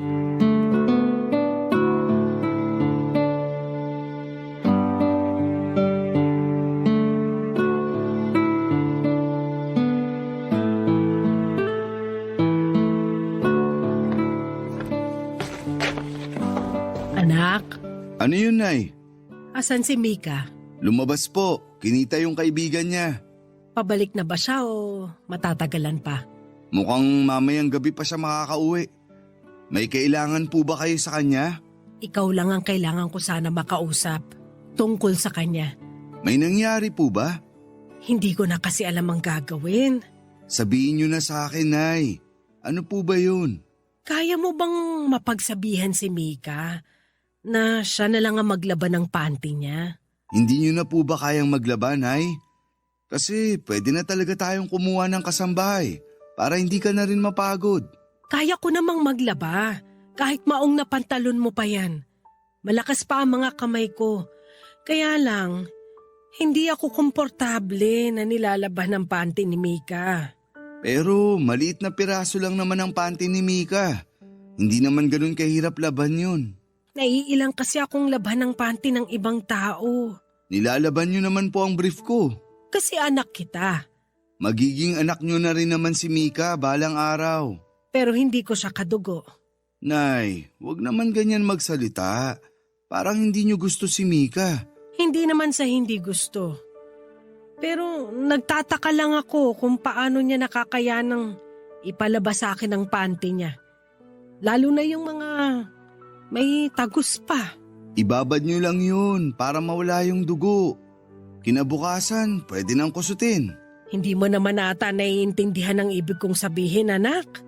Sabihin mo na lang kay Mika na siya na ang maglaban ng sariling panty niya. Mabilis namang kusutin yun eh. Kahit ako na magtitiklop kapag natuyo na. Naku, Nay, baka magdamdam at mapahiya naman si Mika kapag sinabi ko yun. Bibili na lang ako ng washing machine. Meron naman yung maliit lang. Huwag yun nang isipin yung gastos. Kaya ko namang bilhin. Oh, sige, bahala ka. Ayoko na lang din kasing hawakan pa ang mga panty niya. Nung panahon kasi namin, kami ang naglalaban ng sarili naming panty, lalo na nung nagdalaga na ako. Turo yun ang lola mo sa akin. Magkaiba po kasi kayo ng henerasyon ni Mika. Wala na kasing kaso ngayon kung ibang tao na ang maglalaban ng panty ng iba. Siguro nga magkaiba lang talaga kami ng nakalakihang dekada. Huwag niyo na lang din tong mababanggit kay Mika para hindi kayo magkatampuhan. Wala naman akong balak. Kaya nga sa'yo ako lumapit para magpatulong sa gagawin. Mabuti naman po. Kapag may iba pa kayong concerns kay Mika, idiretso niyo na lang po sa akin. Ako na lang ang gagawa ng solusyon. Huwag na natin siyang abalahin, lalo't laging puyat. Tapos ang dami pa niyang iniisip na problema. Ganun ba? Sige anak. Mas kaya namang kitang lapitan kaysa sa kanya. May iba pa po ba kayong gustong sabihin? May kailangan pa po bang gawin? Dapat na ba talaga tayo magpalit ng bigas? Sinabi kasi ni Mika sa akin na gusto niya ng brown o kaya red rice. Nagda-diet kasi si Mika. Saka mas maganda sa kalusugan ng ganyang klase ng bigas kaysa sa puti. Pero hindi ko gusto ang lasa ng brown o red rice. Makakasanayan nyo rin, Nay. Sa umpisa lang maninibago yung panlasa nyo. Masarap pa rin naman. Mas gusto ko ang puting bigas. Kahit ako rin naman. Pero unahin na natin kung saan kayo mapapabuti. Ako ba? O si Mika? Siyempre, para sa inyong dalawa. Ang makakabuti sa akin ay yung puting bigas. Doon ako magiging masaya. Alam mo namang mahilig ako sa kanin. Ganito na lang po. Bibili na lang ako ng brown o red rice ni Mika. Ituloy nyo pa rin yung white rice para sa inyo. Bibili rin ako ng isa pang rice cooker para sa bigas ni Mika. Ayos na po ba? Nasolusyonan ko na ba? Napaparami ng gastos mo anak. Hindi ba pwedeng sanayin na lang ni Mika ang kumain ulit ng puting bigas? Pasensya na po. Bibili na lang talaga ako ng bigas niya at rice cooker na extra para wala nang problemahin. Papadudot napansin ko ang pagtatampo ni nanay nang hindi ko siya mapagbigyan sa mga sinabi niya. Pero binigyan ko naman siya ng magandang solusyon para hindi ko na kailangang mamili sa kanila ni Mika. Mahal ko ang nanay ko kaya handa rin naman akong pagbigyan at pakinggan siya. Pero mahal ko rin si Mika at ayokong magalit o magtampo siya sa akin kapag hindi ko kinuha ang panig niya. Kaya naman para lang walang reklamo ang bawat panig ay handa naman akong pagbigyan silang pareho sa bawat gusto nila. Hindi ko na rin pinabot sa kanilang reklamo o concerns ng bawat isa, papadudot. Sa ganong paraan ay may iwasan ng gulo at tensyon. Napanatili ko naman ang kapayapaan sa ganong paraan pero may mga pagkakataon lang talaga na parang hindi sila mapagkasundo. Noong nalaman ni Mika na ayaw labhan ni nanay ang panty niya ay nagtampo ito sa akin. Lalo na noong nalaman niyang hindi i-hand wash ang kanyang panty. Very delicate daw kasi ang panty niya dahil branded yon. Nasaktan din siya dahil parang pinandidirihan daw ang kanyang panty hindi naman daw ito marumi. Pati ang binibili kong red rice para kay Mika ay naging issue na rin, papadudot. Bakit daw hindi na lamang kami pare-parehas ng bigas at kailangang white rice pa rin ako at kay nanay? Minsan naaminin kong nahihirapan na akong pakisamahan silang pareho, papadudot. Pero mahal ko silang dalawa. Ayokong magalit sila sa akin. Ayokong wala isa man sa kanila sa buhay ko. Kaya sa abot ng makakaya ko ay gumagawa ako ng paraan para makaiwas sa pagtatalo. Barangay Love Stories. Barangay Love Stories. Papadudot nahahalata na ang tensyon sa pagitan ni nanay at ni Mika. Hindi na rin ako masyadong makatulog sa kakaisip kung papaano ko ba mapagkakasundo ang dalawa. Alam kong normal na magkakaroon ng adjustment period sa kanilang dalawa. Magkaiba silang tao at malamang ay may mga pagkakaiba sila sa mga gusto at ayaw. Kahit naman kami ni nanay ay may mga hindi kami napagkakasunduan. Nakasanayan lang namin ang isang araw ang mag-adjust sa bawat isa. Ganon din kami ni Mika. Nung nagsisimula kami, nabibigla kami sa nakaugalian ng bawat isa. Pero nang tumagal ay alam na namin kung kailan pipitik ang isang tao. Alam na namin kung kailan dapat mag-adjust ang isang kapag merong problema o pagkakaibang kinakaharap. May kalahating taon nang nakatira si Mika sa amin. Imbis na umayos ang lahat ay mas lalo lang siyang napapalayo ang loob kay nanay. Ganon din si nanay sa kanya, Papa Dudut. Minsan nagpapanggap na lamang ako na kunwari ay hindi ko alam ang issues nila sa bawat isa. Kunwari ay hindi ako apektado. Pero kapag mag-isa ko na lamang at sinusubukan kong solusyonan ang hidwaan nilang dalawa, ay nakakaramdam na ako ng stress. Hindi ko alam at hindi ko pinapahalata sa kanila dahil baka lalo lamang silang magturuan kung sino ang may kasalanan. Hanggat kaya ko ay sinisikap kong maging pata sa kanilang dalawa.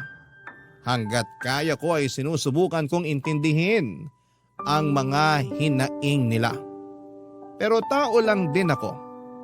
Hindi oras-oras ay kaya kong umunawa. Yun sana ang makita nila, Papa Dudut. Hindi ko sila kayang asikasuhin ng sabay at kalimutan ang sarili ko. Pero sa nangyayari, nabibitawan ko na ang sarili ko, wag lang silang magkagulong pareho. Tulad na lamang nung minsang napag-usapan ng para sa kaarawan ko. Masaya naman sana kaming kumakain lang ng tanghalian pero nabago ang lahat nang mapadako na ang usapan sa birthday ko.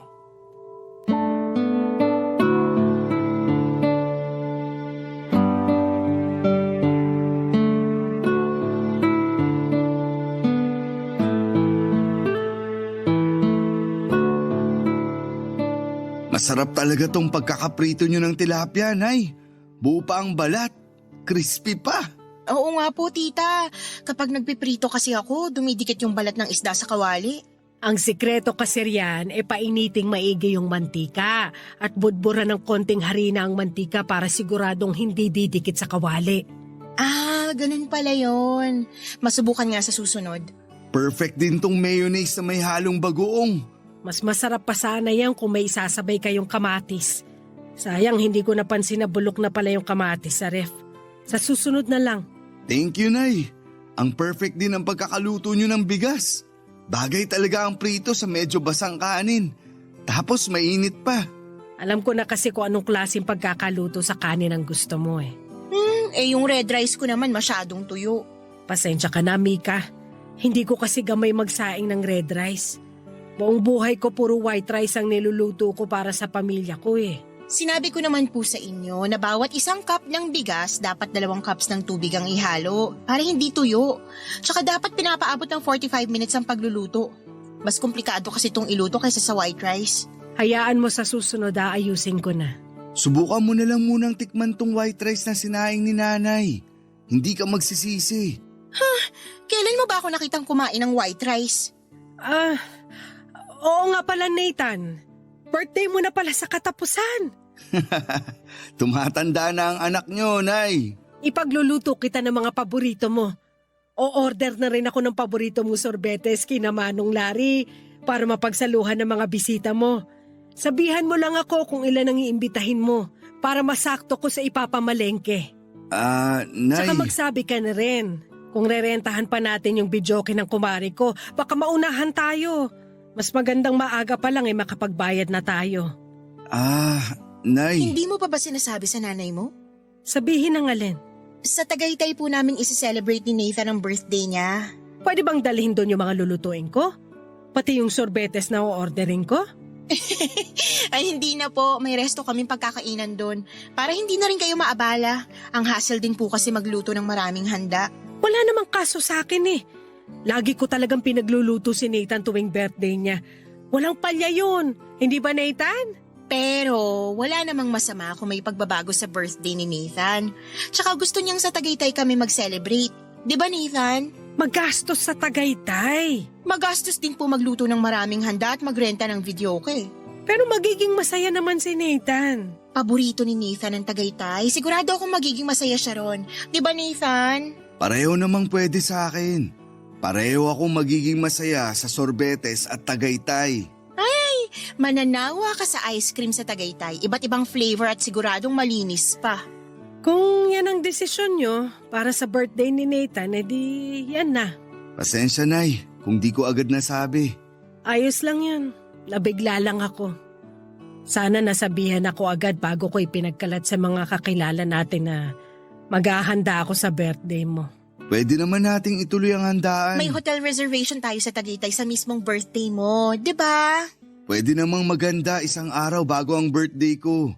Para may mapagsaluhan din yung mga kaibigan at ibang kakilala. Okay na ba yon, Nay? O kaya isama nyo na lang ako sa Tagaytay para makapasyal din ako roon. Pwede naman, Nay. Ibubuk namin kayo ng kwarto sa parehas na hotel. Nathan, fully booked na yung hotel. Siningit lang tayo kasi may nag-cancel. May iba pa namang hotel na kalapit nung sa atin. Doon ko na ibubuk si Nanay para malapit sa atin. Nathan, Huwag na kayo magtalo. Naisip ko mukhang hindi rin kakayanin ng tuhod ko ang lamig ng Tagaytay. Pagbalik nyo na lang ako maghahanda. huwag na po kayong gumastos nun, tita. Itabi nyo na lang yung pera para may pang-maintenance kayo sa tuhod nyo. Huwag kayong mag-alala. Uuwian namin kayo ng bulalo.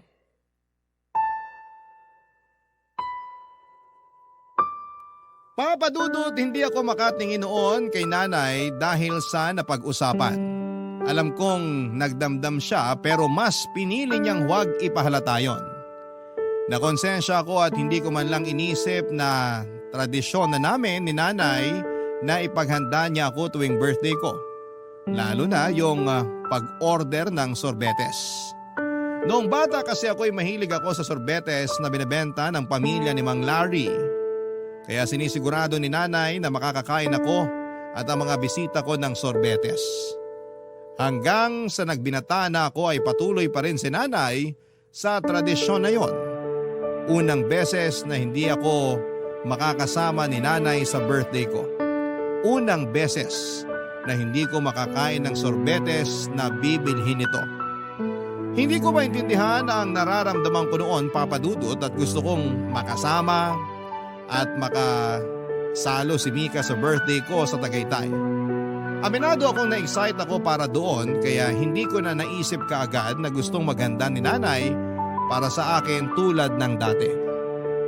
Sinubukan ko namang remedyohan yon sa pag-suggest na maghanda pa rin si nanay pero sa ibang araw na lang. Pero tinanggihan nga yun ni nanay at sinabing hindi na kailangang gawin. Nagbiro pa ito at sinabing ipapa-reserva na niya sa akin ang next birthday ko para matuloy na ang tradisyon naming handa at sorbetes. Isang gabi bago kami bumiyahe ni Mika sa Tagaytay ay pumasok si nanay sa kwarto. Nakaharap ako sa cabinet noon at inaayos ang babauning kong damit. Nagkataon na nasa banyo sa ibaba si Mika at naninigo. Kaya malayang nakapasok si nanay sa kwarto. Nahiya pa nga ito na pumasok nang hindi na naman kumakatok. Nakasanayan na kasi niya. Hindi naman yung problema sa akin, huwag lang sigurong matsyempohan na nandun si Mika dahil baka masamain na naman niya ang bagay na yon, Papa Dudut.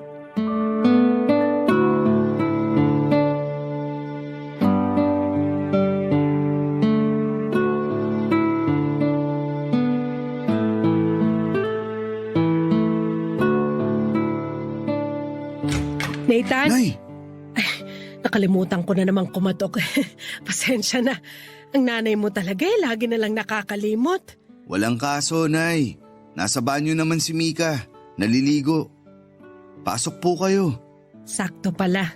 Bakit po? Biyahe nyo na mamayang madaling araw, no? Opo. Iidlip lang kami tapos aalis na rin agad. Hindi ko na po kayo gigisingin mamaya ha. Para tuloy-tuloy na ang tulog nyo. O sige lang. Kailangan ko rin ng diretsong tulog. Ilang gabi na kasi akong hindi makatulog dala ng pananakit nitong rayuma ko. Mabuti na lang at hindi nyo ko isasama sa Tagaytay kasi hindi rin kakayanin ng tuhod ko ang lamig. Ano po bang pwede nating gawin dyan? Kailangan ko lang ng pahinga. Ayos naman na siguro to bukas. Tawagan nyo lang ako bukas kung masakit pa rin. Para mapacheck up ko na kayo. Hindi na kailangan. Normal sa may edad ang rayuma. O heto nga pala, may bibigay ako sa'yo. Ano po yun? Konting pera lang. Regalo ko sa birthday mo. Naku Nay, wag na. Itabi nyo na lang. Ipangbili nyo bukas kung ano man ang gusto nyong kainin. Ilibre nyo ang mga kaibigan nyo para masamahan kayo rito. Hindi na. Pasadya ko talaga ito para sa'yo. Kunin mo na. Ipangbili mo ng pinakamasarap na sorbete sa Tagaytay. Ikain mo na lang din ako. Nay, Kunin mo na to. Para kahit papano matuloy pa rin ang tradisyon natin sa sorbete sa kaarawan mo. salamat Nay. Babawi ako sa inyo pagbalik. Hindi na kailangan. Ilang beses ka nang bumawi sa akin. Gusto ko lang mabuhay pa rin ang tradisyon natin sa sorbetes. Uuwi kami agad Nay. Makakasalo nyo pa kami sa hapunan. Salamat naman kung ganon. Nathan! Tita, nandito pala kayo sa kwarto namin. Dumaan lang ako para kunin kung may labada pa kayo para malaban ko na bukas. Iniwan ko po sa banyo yung t-shirt tsaka shorts na ginamit ko kanina. Pakikuha na lang po. O sige, mag-iingat kayo bukas ha. Balitaan niyo ako kapag nakarating na kayo sa Tagaytay. Opo Nay, matulog na po kayo para maipahinga na rin ang rayuman nyo. Mabuti pa nga. Happy trip sa inyo mamaya. Salamat po Nay. Lalabas na ako. Kumatok bang nanay mo bago pumasok dito? Oo naman, sinanay pa ba? Akala ko kung basta-basta na lang pumasok dito Mika, may sorbetes ba sa restaurant na kakainan natin? Meron naman. Bumili tayo ha. Bakit pa? Ang lamig sa Tagaytay. Mainit na kape dapat ang piliin mo. Gusto ko kasi ng sorbetes. Ang tanda mo na para sa sorbetes. Matulog na tayo. Maaga pa tayong babiyahe mamaya. Ay, pakitext nga palang nanay mo. Pakisabi, kumukulay yung t-shirt ko sa banyo. Ihiwalay niya paglalabhan. Lumabas ako ng kwarto para kunwari ay bibilinan si nanay tungkol sa t-shirt ni Mika na kumukulay. Pero nagtungo ako sa banyo para kunin ang t-shirt na yon at ako na mismo ang magbababad. Hinintay ko na lumabas ang kulay at saka iniwan na sa banyo para makita ni nanay na kumukulay yon. Ayoko na rin kasing istorbohin pa si nanay lalo't kailangan niyang magpahinga. Hindi na ako nakatulog kahit nakahiga na kami parehas ni Mika. Iniisip ko pa rin si nanay. Naaawa ko sa kanya dahil maiiwan siyang mag-isa sa bahay sa mismong birthday ko. Yun ang unang beses na magiging mag-isa siya sa bahay sa birthday ko. Alam kong malulungkot siya pero hindi ko na rin kasi alam ang gagawin. Gustuhin ko man siyang isama sa Tagaytay pero tinanggihan na niya at gusto rin ni Mika na masolo ako. Hindi ko na alam kung saan ako lulugar. Nahihirapan ako. Sa biyahe pa lang namin ay napansin na ni Mika na parang hindi ako masaya. Nagtanong siya sa akin pero sinabi kong kinulang lamang ako sa tulog. Hindi naman na muling nagtanong si Mika. Nang makarating na kami sa Tagaytay ay nagbago na ang mood ko. Na-enjoy ko naman ang lugar lalo't maraming puno at malamig pa ang hangin. Nagsimula na rin kaming kumain sa restaurant na pinagdalhan sa akin ni Mika. Pagkaabot sa akin ng menu, hinanap ko kaagad kung merong sorbetes pero hindi raw available ng gabing yon. Nalungkot na noon ang pakiramdam ko. Pero hindi ko yon pwedeng ipahalata kay Mika. Kaya naman after namin kumain sa resto ay nakiusap ako kay Mika na dumaan kami sa isang 24/7 convenience store para makabili kahit na anong klase ng ice cream. Pinagbigyan naman niya ako. At bago matapos ang birthday ko ng gabing yon ay napangiti ako dahil nakakain pa rin ako ng sorbetes. Papadudot, natuloy pa rin ang tradisyon namin ni Nana. Barangay Love Stories. Barangay Love Stories. Papadudot pagkabalik namin ang bahay mula sa Tagaytay ay mainit kaming sinalubong ni nanay. Niyakap ako nito agad at nagtanong kung nakakain na ba ako ng sorbetes. Sinabi kong oo at pinakita ko sa kanya ang picture ng sorbetes na kinain ko. Natuwa naman si nanay. Mas lalo siyang natuwa nang sinabi kong gusto kong umorder ng sorbetes kay Mang Larry para mapagsaluhan namin. Agad niyang pinuntahan si Mang Larry para bumili ng sorbetes. Napailing na lamang si Mika. Gastos lang daw ang pagbili ng sorbetes dahil hindi naman siya kumakain noon. Sinabi ko na kami lang ni nanay ang kakain para pangbawi ko sa kanya sa birthday ko. Nagkibit balikat na lamang si Mika at saka nagtuloy ng pumasok sa kwarto namin para ituloy ang pahinga niya. Ako naman ay hinintay na makabalik si nanay para magkwentuhan kami, Papa Dudut. Nang nakabalik na si nanay, pinagtimpla niya ako ng kape at saka nakipagkwentuhan sa akin sa kusina. Hintay na lang daw namin ang sorbetes dahil i-deliver na lang daw mamaya. Nagtanong siya tungkol sa Tagaytay. Hindi pa kasi nakakapunta si nanay doon. Tuwang-tuwa siya na nakikinig. Ang sabi niya sana sa susunod ay makasama na siya. Ngumiti ako. Yun naman ang pinangako ko sa kanya at maglalaan ako ng oras para maipasyal siya sa Tagaytay. Tuwang-tuwa si nanay, panayang palakpak niya. Nagtanong pa siya kung gaano kakapal ang dapat niyang isuot pangontra lang sa kanyang rayuma.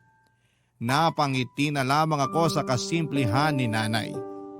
Hindi yun nagbago simula pagkabata ko. Nasa kalagitnaan kami ng kwentuhan nang marinig kong lumabas na si Mika sa kwarto namin. Nagdadabog ito at mukhang galit. Sa biyahe pa lang namin pauwi masamana ang pakiramdam nito at hindi maayos ang mood. Kaya alam kong konting pitik lang ay magwawala na ito. Nangyari nga. Sinugod niya kami ni nanay sa kusina habang hawak ang isang kumupas na kulay itim na shorts. Papa Dudut.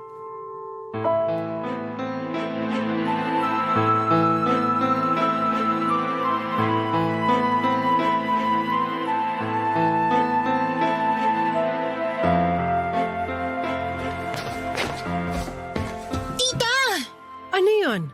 Bakit kumupas ng ganito tong black shorts ko?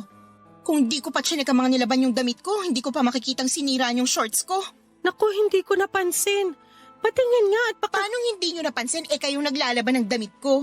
Mika, bibilan na lang kita ng bago. Hindi mo kailangang magalit ng ganyan. Wala ka nang mabibiling ganito dahil limited edition to. Tsaka, itong paborito ko. Hindi naman sinasadya ni nanay. Hindi talaga. Akala ko design yung pagkakakupas. Ang tagal nyo nang naglalaban ng damit ko, hindi nyo pa rin alam na hindi to design ng shorts ko? Mika. Hindi ko nga rin alam kung bakit hindi ako nakakatanggap ng thank you sa'yo sa paglalaba ko ng damit mo, lalo na ng panty mo. Bakit ako magse-thank you? Nag-aambag naman ako para sa gastusin dito sa bahay. Akong bumibili ng sabong panlaba at nagbabayad ng tubig. Pero mahirap bang magpasalamat kahit minsan? Ang hirap manalo sa'yo, no? Awat na, Mika. Sumasakit na ang ulo ko. Magkano ba yung shorts mo at babayaran ko? Kung yan ay kakapanatag ng loob mo. Hindi mo to afford, sigurado ko. Sabihin mo sa akin kung magkano. Kakayanin kong bayaran. Ipangungutang ko kung kailangan. Hahanap ako ng katulad niyan, Mika. Makakahanap tayo ng kapalit niyan. Huwag mo nang stressin ang loob mo. Paano hindi mas-stress? Kakauwi ko lang galing sa mahabang biyahe. Puyat at pagod. Tapos makikita ko na lang na nasira ng kulay ng paborito kong shorts. Naiintindihan naman kita. Pero nangyari na Ayokong tanggapin yung mga ganyan. Hindi pwedeng palagpasin na lang. Dapat kasi nag-iingat sa paglalabay. Kung gusto mo, sa susunod, ikaw na lang ang maglaban ng mga damit mo, lalo na yung panty mo. Pwede ko namang ipalaundry pero hindi na ako bibili ng sabong panlaba para sa mga damit nyo ni Nathan. Magkano lang naman ang sabon? Kaya ko nang bumili kahit hindi ka na mag-aambag. Panira ka ng araw? Mika, wag namang ganyan. Sorry Nathan kung emosyonal ako ngayon ha. Kahit sino kasi maiinis pag may nasira sa mga paborito niya. Pasensya ka na talaga, Mika. Sa susunod, hindi ko na papakialaman ang mga labada mo. Pwede nyo pa rin namang labhan, pero sana naman ayusin nyo. I-check nyo muna kung kumukupas o hindi. Siguro naman alam nyo na hindi dapat pinagsasabayan dekolor at mga puti, di ba? Alam ko namang hindi dapat. Good! Kasi baka pati yun hindi nyo pa alam. Hindi ko alam kung anong klaseng pagpapalaki ang ginawa sa'yo ng nanay mo. Pero sa nakasanayan ng pamilyang to, hindi ka pwedeng ganyan makipag-usap sa nakatatanda sa'yo. Sa panahon ngayon, may mga matatanda na hindi na dapat nire-respeto dahil baluktot lagi ang pag-iisip. Nagmarcha si Mika pabalik ng kwarto. Iniwan niya at binalibag ang shorts sa mesa. Nagulat kaming pareho ni nanay lalo na't natapon ang kape namin. Agad na pinunasan yon ni nanay. Tutulungan ko pa sana siya pero sinabi niyang sundan ko na lamang si Mika para makapag-usap kaming dalawa, Papa Dudut.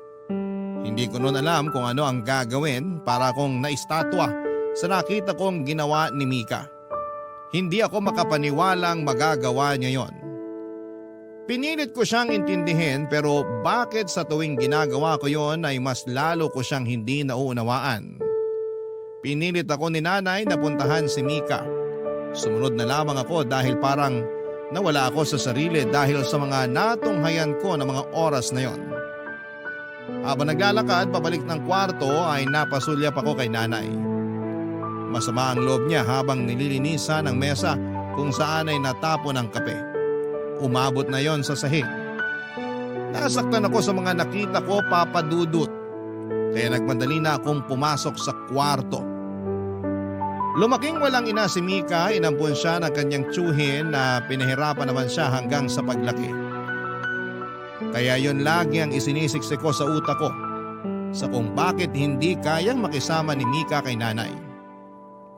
Nakwento ko rin yon kay nanay kaya ganon kahaba ang pasensya niya kay Mika dahil naaawa ito sa nobya ko. Pero paano ba namin siya patuloy na uunawain kung hindi naman niya nahihilom ang mommy issues niya?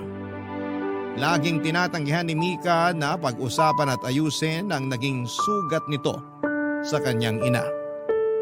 Galit na galit ito sa tuwing napapadako ang usapan namin sa kanyang ina.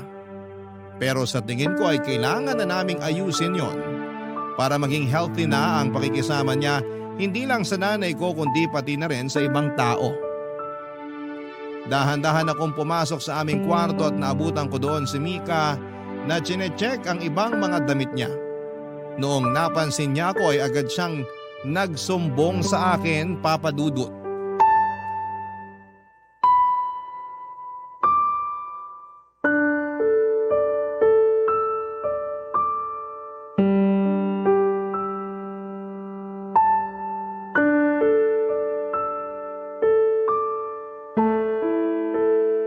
Kumusta ka?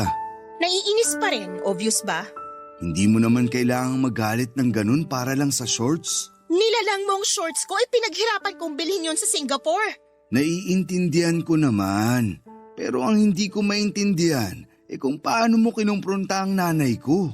So kinakampihan mo na siya ngayon, kahit alam mo na siyang mali? Nagkamali si nanay sa paglalaban ng shorts mo. Pero mali rin ang pagsagot mo sa kanya. Hindi obligasyon ni nanay na laban ang mga damit mo. Pero dahil tinanggap ka niya sa bahay namin, kaya dinamay na rin niya ang labada mo. Parang utang na loob ko pang pagpapatira mo sa akin dito ah. Sino bang namilit sa atin na magsama na tayo? Di ba't ikaw naman? At hindi ko pinagsisisihan yun. Masaya ako na kasama ka sa iisang bahay. Pero sana, matuto ka rin makisama sa mga mahal ko sa buhay. Paano naman ako? Bakit hindi ako pinapakisamahan ng nanay mo? Pinapakisamahan ka naman niya. Masyado lang malalim ang sugat ng pag-abandona sa'yo ng nanay mo. Kaya negative lagi ang tingin mo sa tuwing may nanay na lumalapit sa'yo. Ibabalik mo na naman ba yung mommy issues ko? Kasi gusto kong ayusin mo na yan. Para rin naman sa sarili mo eh. Wala kang alam kung ano pinagdaanan kong hirap nung inabandona ako ng nanay ko. Kaya wala ka rin karapatang pilitin ako para ayusin kong sugat na hindi naman ako may gawa. Oo, andun na tayo. Mali ang nanay mo sa pag-iwan niya sa'yo. Pero tandaan mo na responsibilidad nating hilumin ang mga sugat natin para hindi na tayo makasugat ng ibang tao. Para sa ikabubuti din natin yun. Nilaso na naman ang nanay mong utak mo. Ha? Paanong nadamay dito si nanay? Sarili kong pananaw to. Magkampihan pa kayo. Lagi nyo na lang ako pinagtutulungan dalawa. Akala nyo ba hindi ko napapansin yon? Paano bang pinagtutulungan? Ikaw lang ang nag-iisip niyan. Sobrang lalim na ng issues mo, Mika. Sige, i-gaslight mo pa ako. Hindi kita ginagaslight. Ikaw na nga itong nagsabi sa akin dati na hirap kang makisama sa mga nanay dahil di mo alam kung paano magkaroon ng isang ina. At ginagamit mo pa ang trauma ko para i-gaslight ako? Ang galing mo naman. Akala ko totoong mahal mo ako. Hindi pala. Mahal kita. Kaya gusto kitang suportahan kung sakaling plano mo ng talikuran ng issues mo.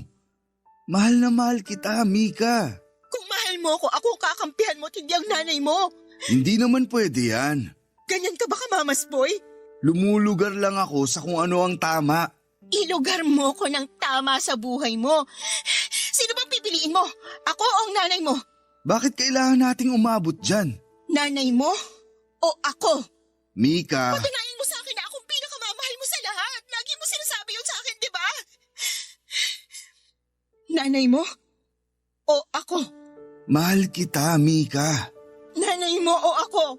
Mamili ka! Si Nanay.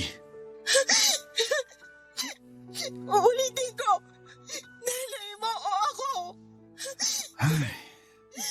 Sorry, Mika. Piliin mo ako! Pinili kita noon. Si Nanay naman ang pipiliin ko ngayon. Tinitigan ako ni Mika at hindi siya makapaniwala na pinili ko si Nanay kesa sa kanya. Nagwala siya at sinabayan ng iyak. Wala akong lakas para pahintuin siya, Papa Dudut. Nasasaktan akong makita siyang ganon dahil mahal na mahal ko siya. Pero may hangganan ang pagtitiis kahit gaano mo pa kamahal ang isang tao. Nang mapagod siya ay kinuha na niya mga damit niya at sinilid sa maleta. Nagmadali na siyang umalis nang walang paalam. Marami pa siyang damit na naiwan at nagkalat yon sa sahig.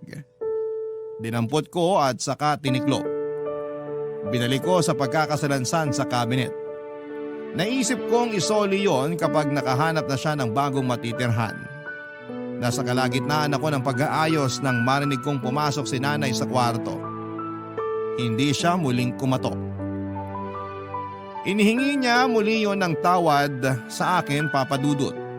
Ngumiti lamang ako para ipalala sa kanya na hindi na niya kailangang kumatok pa. Pinapasok ko siya.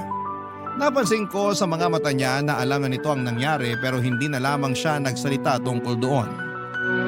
Hawak-hawak nito ang isang tub ng sorbetes na in-order kay Mang Larry. Dumating na pala.